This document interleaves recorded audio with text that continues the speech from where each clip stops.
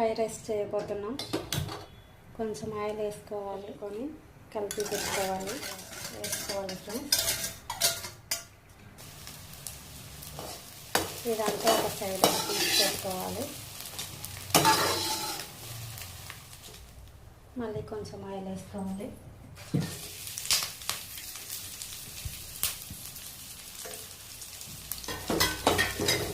కొంచెం అల్లం పేస్ట్ వేయాలి, కలపాలి ఒకసారి.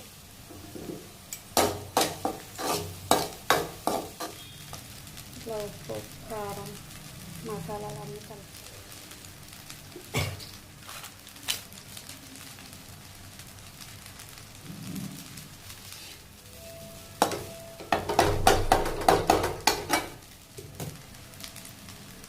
కొంచెం కూడా అయినందుకు ఇట్లా ఉంది ఫ్రెండ్స్.